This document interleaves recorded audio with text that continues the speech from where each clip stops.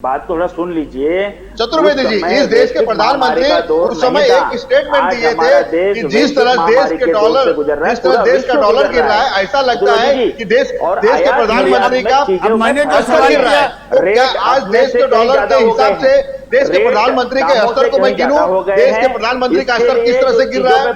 चतुर्वेदी जी, इस देश के प्रधानमंत्री का स्तर तो पूरी तरह से गिर गया है।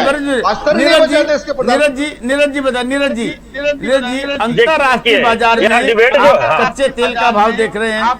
अब उस समय ठीक है, महंगा था, आपने पेट्रोल सस्ता किया।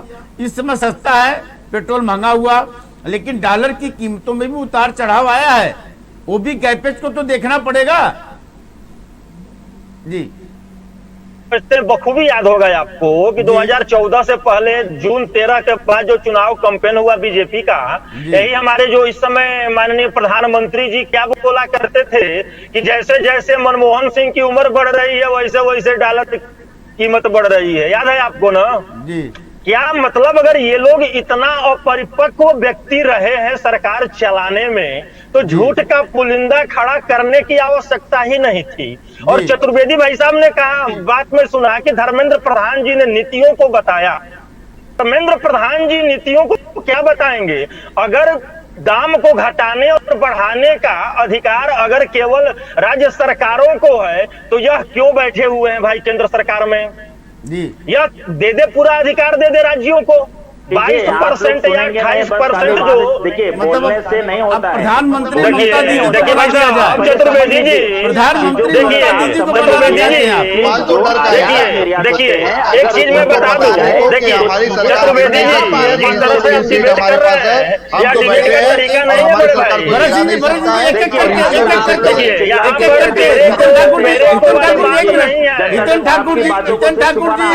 ठाकुर जी थोड़ा एक एक करके। हाँ नीरज जी बोलिए।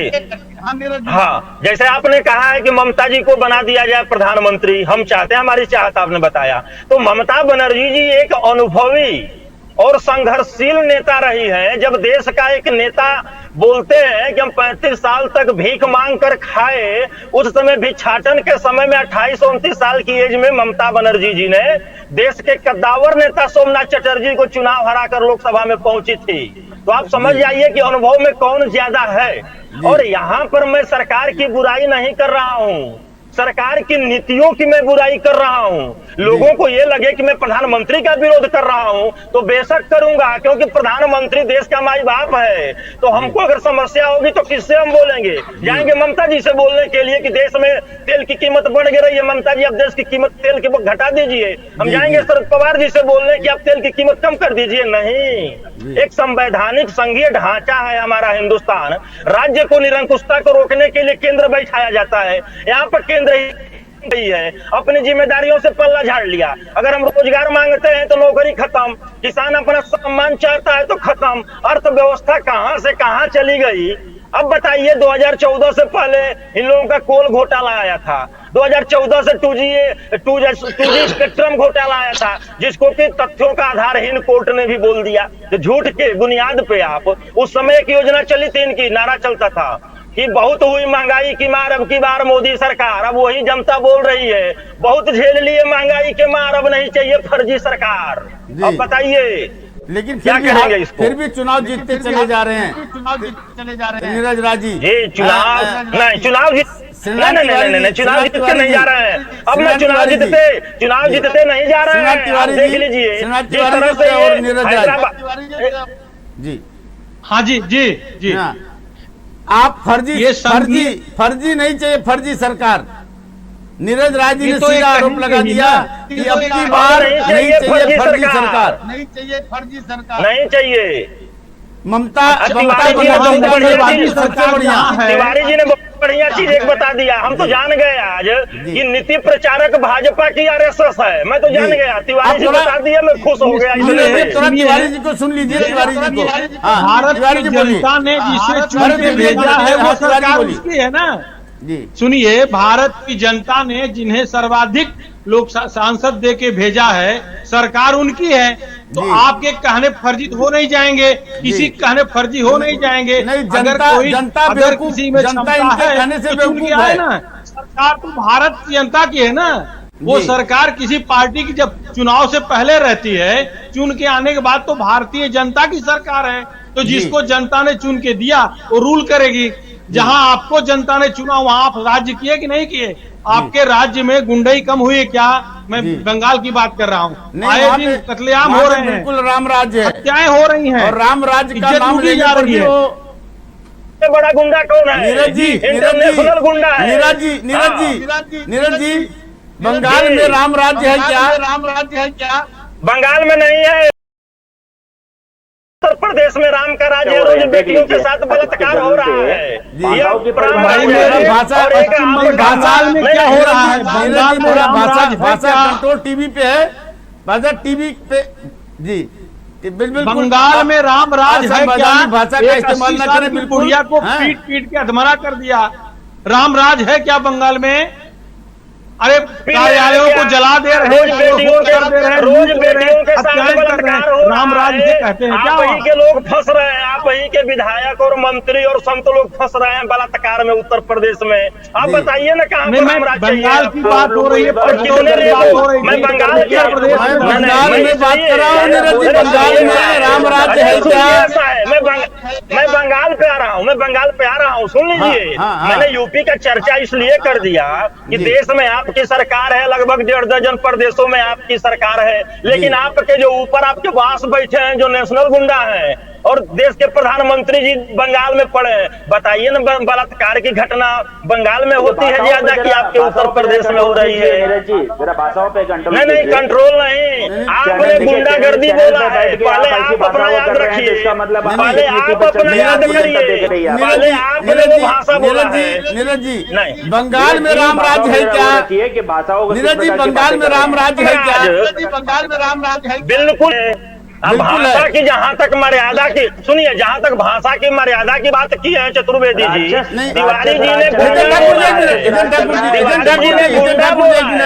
जब गुंडा बोले बंगाल में सुनेंगे। नीरज जी, बंगाल में राम राज्य है क्या? राम राज्य की परिकल्पना जो है, गुंडों को गुंडा कह रहा हूँ। एक मिनट, गुंडों को गुंडा कहे तो मैं भी गुंडा कोई बोला हूँ ना। तिवारी जी, बंगाल में राम राज्य, नीरज जी बोले बंगाल में राम राज्य है। अरे ममता दीदी सुनेंगी तो बहुत खप्पा हो जाएंगी। सुना नहीं, खफा नहीं होंगी, खफा नहीं होंगी। मेरे भाई भारतीय जनता पार्टी ने जहाँ पर राम का नाम लेना ही मिला हो, अरे भारतीय जनता पार्टी ने वहाँ पर राम का नाम लेना ही मिला है। राम का नाम राम लेने का नाम लेने पर, राम का नाम लेने पर दीदी गुस्सा हो जाती है। राम का नाम, आप राम राज्य बोल रहे हैं। राम का चतुर्वेदी जी, राम का नाम सुनिए, राम का पहले सुन लीजिए, जो बोले वो सुन लीजिए, जवाब तो ले लीजिए, पूरी तरह से जवाब तो ले लीजिए। बोलिए। भारतीय जनता, देखिए, भारतीय जनता पार्टी निर्धारित नहीं करेगी कि कहाँ पर राम का राज है। अब भगवान राम हर सनातनी की पहचान है, भारतीय जनता पार्टी की जागीर नहीं है। जो नारा भारतीय जनता पार्टी बोलती है, जय श्री राम, जय श्री राम जो बोला जाता है, ममता दीदी राम के नाम पर क्यों खपा हो जाती है? सही कह रहे हैं, लेकिन सुनिए, मैं बता दूं आपको, मैं एक चीज जानकारी दे दूं आपको, बस 30 सेकंड दे दीजिए, मैं बता दूं आपको। अगर भारतीय जनता पार्टी जिस नारे को वहां पर चुनावी नारा बना रही है, ममता जी बोलती हैं कि धर्म के प्रचार के लिए राम का नाम सही है, राजनीतिक विस्तार के लिए कदापि नहीं। तो राजनीति का विस्तार हम अपने आराध्य को नहीं बेच कर होने देंगे। नाम लेने से भी गर्व होना चाहिए, शक्ति मिलती है, शक्ति हाँ, मिलती है। अब बता दो चतुर्वेदी जी, थोड़ा अध्यात्म की जानकारी रख लीजिए। मैं बता दूं, जय श्री राम और जय सिया राम में अंतर क्या है? एक भी आप हमको बताइए, पूरे रामायण में संस्कृत में पढ़िए या बंगाली में पढ़िए या सीरियल देख लीजिए, कोई एक जगह बता दीजिए जहां पर कि जय श्री राम बोल के दो लोग आपस में प्रेम का हनुमान जी जय श्री राम ही बोलते थे। हनुमान जी जय श्री राम ही बोलते थे। सुनिए भाई, पूरा श्री राम शब्द आया है, श्री का मतलब जय श्री राम बोलते थे। मैंने 30 सेकंड बोला है ना, 30 सेकंड बोला है। जय श्री राम का नारा करने के लिए होता है, महंगाई पे गेन चर्चा करने रखता के था। लिए होता ये है, जय श्री राम, पावर गेन के लिए, अल्लाह के नाम, पावर श्री राम के गेन, नाम, यही बचा है पावर आपके गेन देश करने में। के लिए जय अल्लाह श्री को राम भी का लेके आ नाम लिया जाएंगे। जाता चतुर्वेदी है। भाई यहाँ पे देखिए, मैं ये बात हो रहा हूँ, भरत सिंह जी, नीरज जी, एक बात बताइए, अगर ममता दीदी वहाँ 1 रुपया पेट्रोल का भाव कम की है, तो महाराष्ट्र में कम करना चाहिए कि नहीं करना चाहिए, पहले बताइए आप साफ शब्दों में एक ना बताइए। या तो हमारे देश के प्रधानमंत्री को बताना चाहिए। नहीं, आपने या तो बंगाल में उनको कम किया कि नहीं। नहीं? आपने बंगाल में कम किया देखिए, कि नहीं? बंगाल में बंगाल में भाई साहब, केंद्र बंगाल सरकार में ने तो कम वही किया है। है। बंगाल में नहीं, केंद्र हमने सरकार ने कम किया है, हमने कम किया है।